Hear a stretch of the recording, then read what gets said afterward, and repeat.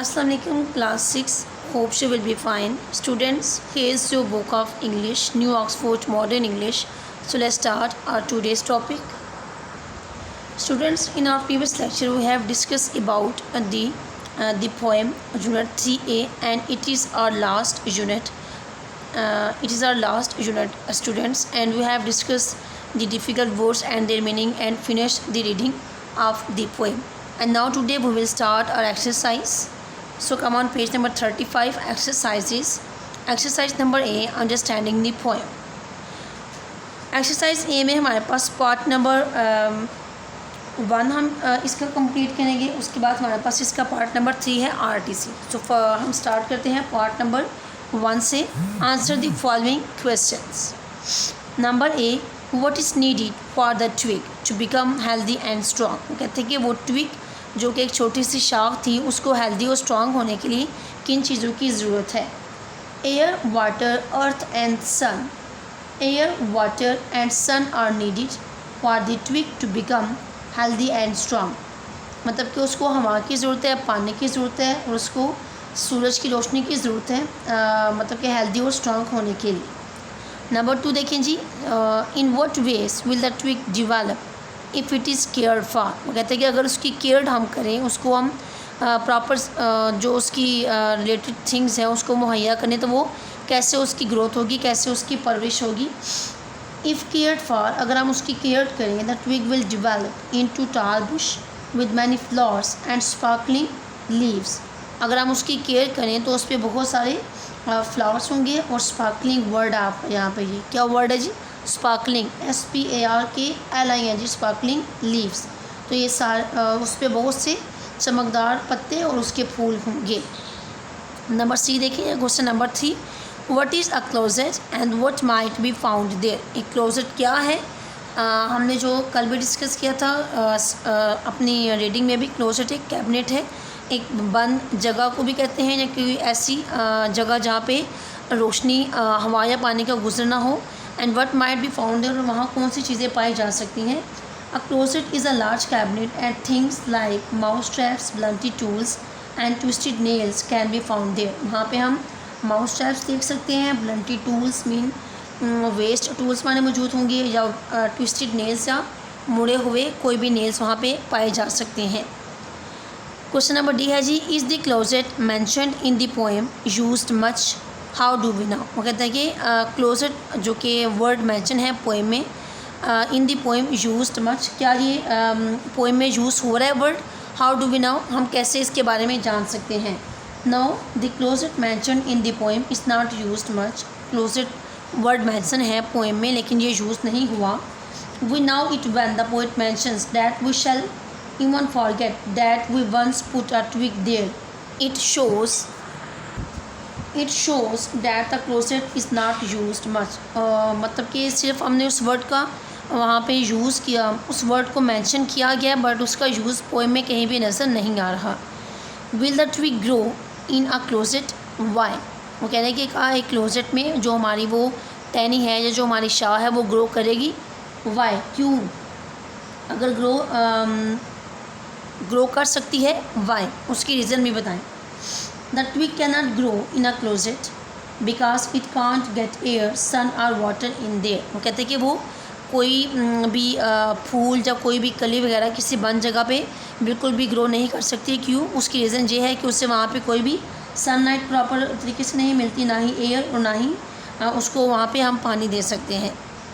What is the twig compared to in the second stanza? वो कह रहे हैं कि second stanza of the poem में ट्विग को किसके साथ कंपेयर किया गया है. The twig is compare to a twisted nail in the second stanza. Second stanza में ट्विग को ट्विस्टेड नेल के साथ कंपेयर किया गया है. ओके स्टूडेंट्स, नेक्स्ट हमारे पास इसके एक्सरसाइज नंबर 1 का पार्ट 3 है जी. Answer the following questions with reference to context. With mouse traps and blunty tools it will shrivel and waste. ये लाइन हमें दी गई है कि माउस ट्रैप्स और ब्लंटी टूल्स अगर जिस जगह पे पाए जाएंगे, it will shrivel and waste, कि वो जो चीज़ वहाँ पे मौजूद होगी वो वीक हो जाएगी और वेस्ट हो जाएगी. What does it refer to, कि इट है जो किसको रेफ़र कर रहा है. The it refers to the twig. जो इट वर्ड है ये ट्विग को रेफ़र कर रहा है. Where are the mouse traps and blunty tools, वो कहते हैं कि माउस ट्रैप्स और ब्लंटी टूल्स कहाँ पे पाए जाते हैं। The mouse traps and blunty tools are in the closet, mouse traps और ब्लंटी टूल्स क्लोजेट में पाए जाते हैं। What might it look like later if it is left with the mouse traps and blunty tools, वो कहते हैं अगर हम ट्विक को, इट मीन ट्विक की हम बात कर रहे हैं, अगर हम उसको छोड़ दें वहाँ पे काफ़ी टाइम के लिए माउस ट्रैप्स और ब्लंटी टूल्स के साथ, तो उसके साथ क्या होगा। It might look like a twisted nail if it is left with the mouse traps and blunty tool. If it is left, ये इट लिखा हुआ है तो स्टूडेंट्स ये if it is left with mouse traps and blunty tools, वो कहते हैं कि अगर हम उसको माउस ट्रैप्स और ब्लंटी टूल्स के साथ छोड़ देंगे तो वो क्या होगी, एक ट्विस्टेड नेल में चेंज हो जाएगी। ओके स्टूडेंट्स, नेक्स्ट आ जाइए पेज नंबर 36 में हमारे पास एक्सरसाइज बी है, वर्किंग विद वर्ड्स। इसका क्वेश्चन नंबर 1 है जी, find words of the opposite meaning in the poem. Opposite meaning होने के जिसका उल्ट मतलब हो। यहाँ पे हमें कुछ वर्ड्स दिए गए हैं, वो कहने के इन वर्ड्स का देखिए पोएम में ही इनके कुछ ऑपोजिट मीनिंग इनके कुछ उल्ट मीनिंग, इनके मुतसाद या इनके ऑपोजिट, इनके मुखालिफ मीनिंग दिए गए हैं, वो आपने फाइंड आउट करने हैं। Large, short, below, few, stainless, sharpen, strengthen, straight, still, close, ये तमाम वर्ड्स हैं और इनके जो आपको इनके ऑपोजिट वर्ड्स हैं वो आपकी नोट्स पे गिवन है। आपने इनके ऑपोजिट वर्ड्स को वहाँ से आपने तैयार कर लेना है। इसका क्वेश्चन नंबर बी देखें जी, think of suitable adjectives to go with these nouns, you may find 1 or 2 in the poem. वो कहते हैं कि आप इनको देखें, यहाँ पे कुछ हमें नाउन्स दिए गए हैं। नाउन क्या होते हैं आपने डिटेल में पढ़ लिया होगा नाउन के बारे में भी, कि noun name of a person, place और थिंग है हमारे पास। तो एडजेक्टिव क्या है, एडजेक्टिव्स वो वर्ड्स होते हैं जो नाउन के मीनिंग्स में एडिशन कर रहे होते हैं, ये नाउन के बारे में हमें बता रहे हैं, नाउन की गुड और बैड क्वालिटीज़ के बारे में हमें बता रहे होते हैं, या नाउन के मीनिंग्स में ऐड कर रहे होते हैं, उसके मीनिंग को मोर या उसमें एडिशन कर रहे होते हैं। तो यहाँ पे कुछ वर्ड्स दिए गए हैं, closet, nail, wind, grass plates, roots and leaves. इन नाउन्स के एडजेक्टिव्स आपके नोट्स पे गिवन है। इन नाउन्स के एडजेक्टिव्स भी आप लोगों ने अपने अपने नोट्स से तैयार कर लेने हैं। ओके स्टूडेंट्स, नेक्स्ट आगे देखिए जी, एक्सरसाइज सी है learning about language. Learning about language में हमारे पास जो इसका पार्ट शामिल है, वो हमारे पास इसका पार्ट नंबर 2 शामिल है। तो उसका टॉपिक हमारे पास आ रहा है जी nouns. Nouns are the names of persons, places और थिंग्स। जैसे कि हम ऊपर डिस्कस कर रहे थे कि नाउन किसी भी चीज़ों, लोगों के नाम, जगहों के नाम और चीज़ों के नाम को हम नाउन कहते हैं।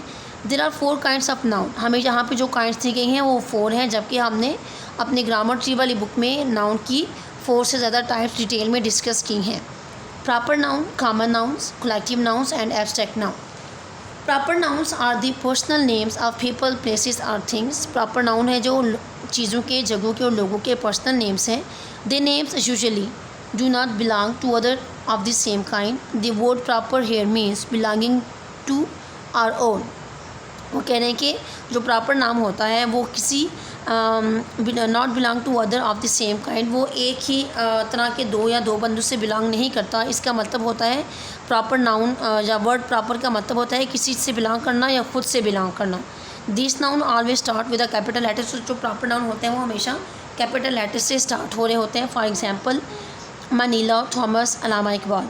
Common nouns are the names which are shared by a large class of persons or things. For example, table, chair, nails, hat, man. For example, जो common nouns होते हैं वो चीज़ें होती हैं जो आम तौर पे इस्तेमाल होने वाली चीज़ों के नाम हैं, आम तौर पे लिए जाने वाली जगहों के नाम, चीज़ों के नाम होते हैं, उन्हें हम common noun भी कहते हैं। और वो जैसे table, chair, nail, hat, man. Collective nouns are the names of groups of persons of और things of the same kind. Collective noun में हमारे पास वो चीज़ें आ जाती हैं जो कि ग्रुप में मेंशन की गई होती हैं। वो हमारे पास चीज़ों का ग्रुप भी होता है और बंदों का ग्रुप भी होता है। For example team, herd, heap, crowd. Abstract nouns are the names of states, qualities और एक्शन। जो एब्स्ट्रैक्ट नाउन है वो हमारे पास नेम ऑफ स्टेट्स हैं, क्वालिटीज़ और एक्शंस के नाम हैं। For example honesty, laughter, wisdom, height and poverty. Okay students, next आगे आ जाए पेज नंबर 37 पे। एक्सरसाइज सी का पार्ट नंबर 2 है जो कि हमारे सिलेबस में शामिल है। Underline the proper nouns in the following sentences. यहाँ पे कुछ सेंटेंसेस गिवन है हमें। सेंटेंस नंबर ए में जो प्रॉपर नाउन है वो है राहील और हनीफ। राहील और हनीफ, राहील एंड हनीफ। तो आप राहील को अंडरलाइन करें और हनीफ को, क्योंकि ये प्रॉपर नाउन है। Are going to Karachi on Tuesday, Karachi and Tuesday. Sentence number A में Raheel, Hanif, Karachi and Tuesday underline करेंगे स्टूडेंट्स, क्योंकि ये प्रॉपर नाउन्स हैं। नंबर बी में देखिए, they are going on the train which leaves Lahore at 2 o'clock। Number B वाले sentence में Lahore word को अंडरलाइन करें, ये प्रॉपर नाउन है। नंबर सी देखिए, from Karachi they are going to fly to Dubai on an Emirates plane. यहाँ पे आप देखिए कराची, नंबर सी वाले सेंटेंस में कराची, दुबई और एमिरेट्स, इसको आप अंडरलाइन करेंगे, ये प्रॉपर नाउन है। नंबर डी वाले में देखिए, they will stay with their friends Mr and Mrs Jenkins at 5 Park Lane Dubai. तो इसमें आप देखें मिस्टर आएगा, मिसिस जेनकिंस, ये आपके प्रॉपर नाउन है, mister Mrs Jenkins.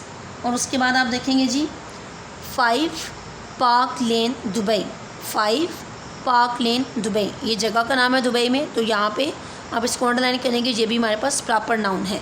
Okay students, ये था हमारा आज का लेक्चर और इस आज के लेक्चर के साथ हमारा जो सिलेबस है वो कंप्लीट हो गया है।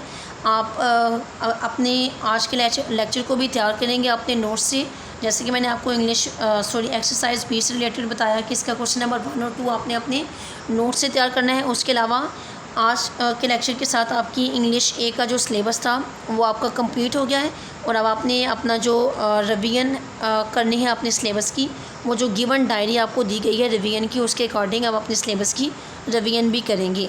Okay students, take care of yourself and अल्लाह हाफिज़।